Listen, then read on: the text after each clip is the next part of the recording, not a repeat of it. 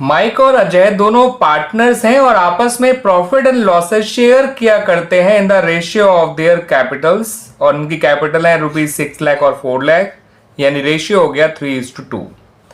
इन्होंने डिसाइड किया कि ये अपनी फर्म को डिसॉल्व कर लेंगे ऑन 31 मार्च 2024 और उस डेट पे उनकी बैलेंस शीट कुछ इस तरह से है।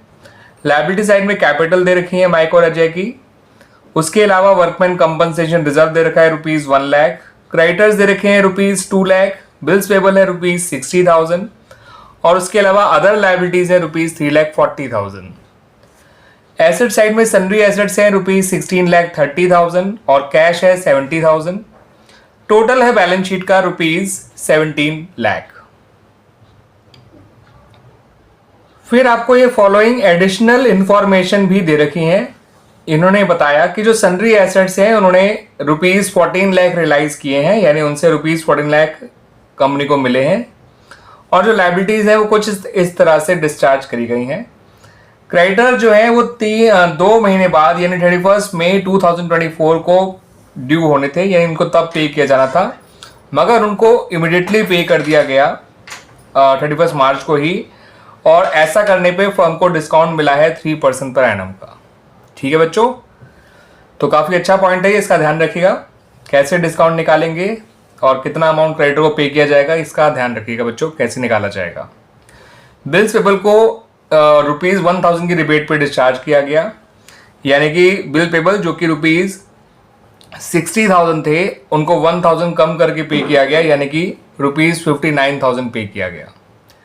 वर्कमैन कंपनसेशन के अगेंस्ट क्लेम था ₹40,000 जो पे कर दिया गया और डिसोल्यूशन से जुड़े हुए खर्चे थे वो थे ₹30,000, उनको भी पे कर दिया गया और इन्हें फर्म ने ही पे किया होगा, यानी ये expenses borne and paid by firm है। ठीक है बच्चों, आपसे इस क्वेश्चन में 2 चीज़ें मांगी गई हैं, एक तो मांगा गया है रियलाइजेशन अकाउंट और दूसरा मांगा गया है पार्टनर्स कैपिटल अकाउंट्स। तो आइए बच्चों पहले हम अपना रियलाइजेशन अकाउंट बना लेते हैं। तो स्टूडेंट्स ये जो रियलाइजेशन अकाउंट है उसको कुछ इस तरह से बनाया जाएगा। सबसे पहले आप जो सन्ड्री एसेट्स हैं उनको क्लोज कर दीजिए डेबिट साइड में लिख के, टू सन्ड्री एसेट्स 16,30,000 और लायबिलिटीज इधर क्लोज करिए, यहाँ लिखिए बाय वर्कमैन कंपनसेशन रिजर्व, सिर्फ 40,000 लिखिएगा जितना क्लेम है, by creditors 2 lakh, by bills payable 60,000 और बाय अदर्स जो अदर लायबिलिटीज हैं यानी वो 3,40,000। सही है बच्चों। अब आपको बता रखा है सन्ड्री एसेट से कितना पैसा रियलाइज हुआ था, तो उसको लिख लीजिए बाय बैंक अकाउंट 14 लाख। फिर आपने जितना बिल्स पेबल को पे किया, जितना वर्कमैन कंपनसेशन क्लेम पे किया,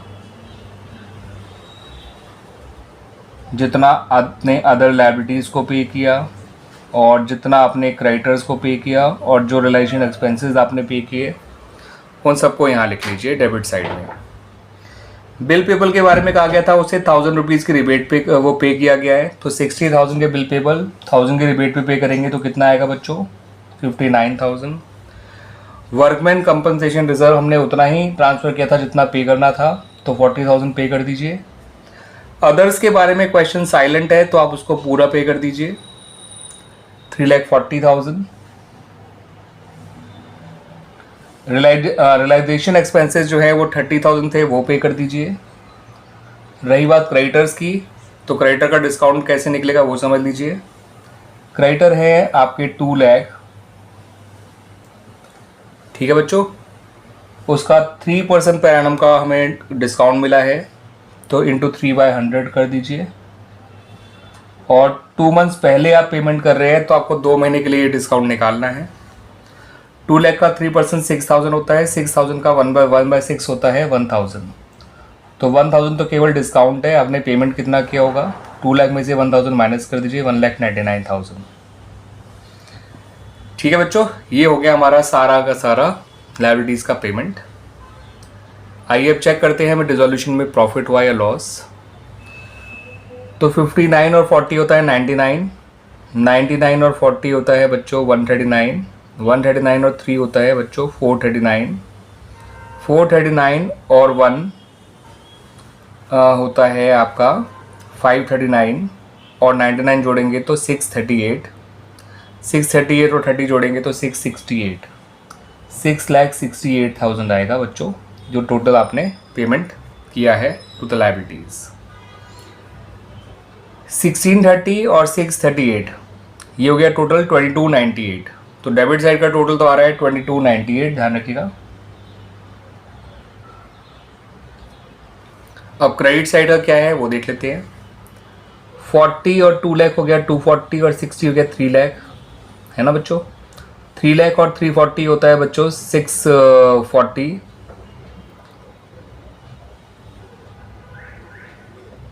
अब 640 और 14 लाख होता है 22 लाख 40, सॉरी 20 लाख 40। 640 और 14 लाख 20 लाख 40,000। तो 20 लाख 40,000 को आप सब्ट्रैक्ट करिए तो ये आएगा निकल के 2,58,000। और आपकी डेबिट साइड बड़ी है क्रेडिट साइड से, तो जो डिफरेंस है वो आपका रियलाइजेशन लॉस कहलाएगा। इस बड़े टोटल को दोनों तरफ लिख लीजिए, 22,98,000, 22,98,000 और लॉस को लिखिए 2,58,000।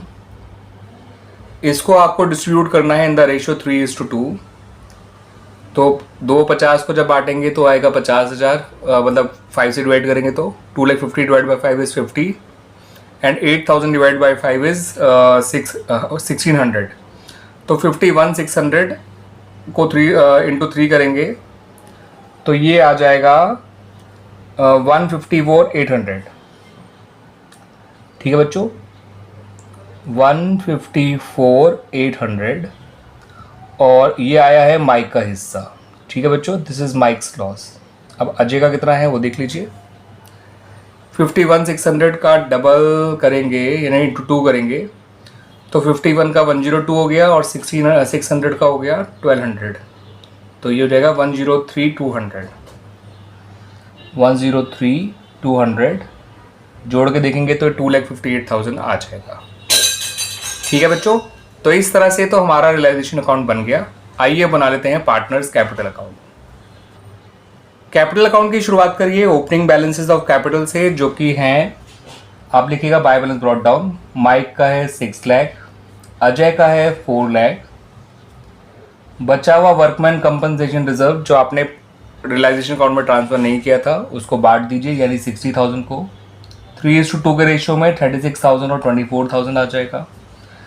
रियलाइजेशन का लॉस लिख दीजिए जो कि आया था 1,54,800 और 1,03,200। ठीक है बच्चों, अब इनका फाइनल अमाउंट निकाल लीजिए जो इनको पे किया जाएगा, बिकॉज और कुछ नहीं लिखना है आपको पार्टनर्स कैपिटल अकाउंट में, कुछ और है ही नहीं लिखने के लिए। ठीक है बच्चों, तो ये साइड है 6,36,000 इसका टोटल माइक के लिए। अब 6,36,000 में से आपको सब्ट्रैक्ट करना है 1,54,800। 636 में से 136 गया तो बचा 4 लाख और 18 और कम करेंगे तो 382, 381,200 आना चाहिए बच्चों। सॉरी,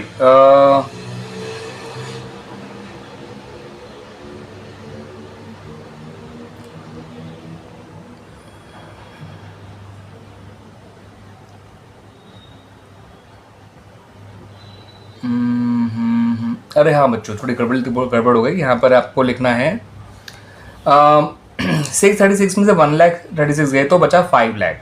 5 लाख में से 18 गया तो 482 और 800 और गया तो 481,200। ठीक है बच्चों, 481,200 ये आया आपका माइक का फाइनल अमाउंट। क्लियर बच्चों, मैंने 636 में से पहले 136 कम किया, बचा 5 लाख, फिर 18 और कम किया तो बचा 482 और 800 और कम किया तो 481,200। ये तरीका है मेरा सब्ट्रैक्ट करने का। बाकी तो आप भी कर लीजिए, तो कैसे भी कर लीजिएगा, आंसर यही आएगा, है ना बच्चों। तो वो कोई बड़ी बात नहीं है। 424 इसका टोटल आ रहा जाएगा। 4,24,000 में से 1 लाख गया तो बचेगा 324, 324 में से 3 गया तो 321, 321 में से 200 और गया तो 320,800, 30320,800, ये आ गया इसका फाइनल अमाउंट। अब वैसे इस क्वेश्चन में बच्चों बैंक अकाउंट मांगा नहीं है, लेकिन अगर बैंक अकाउंट मांगा गया होता तो बैंक अकाउंट कैसे बनता देख लीजिए। ठीक है बच्चों, इसको मैं आपको रफ में ही बना के इस तरह से दिखा रहा हूँ। उसका ओपनिंग बैलेंस था बैंक का 70,000। एसेट रियलाइज होके जो पैसा आया था वो था 14 लाख। लाइबिलिटीज़ को जो अपने पैसा दिया था, पे करा था, वो था 6,68,000। अब जो अपने माइक और अजय को जो उनकी कैपिटल का पेमेंट किया है वो है 481,200 और 3,20,800, 481,200 और 320,800। तो ये साइड का टोटल तो आ रहा है 1470। इस साइड का टोटल भी 1470 आना चाहिए, देखते हैं। 6, 4, 10 और 3, 13। ठीक है बच्चों, और 80 और 20 होता है 1 लाख, तो ये हो गया 14 लाख। 14 लाख 68 और 1 हो गया 69, और 800 200 हो गया 1000। तो ये आ गया बच्चों 14,70,000। तो इस तरह से बच्चों ये बैंक अकाउंट भी बन गया। क्लियर बच्चों।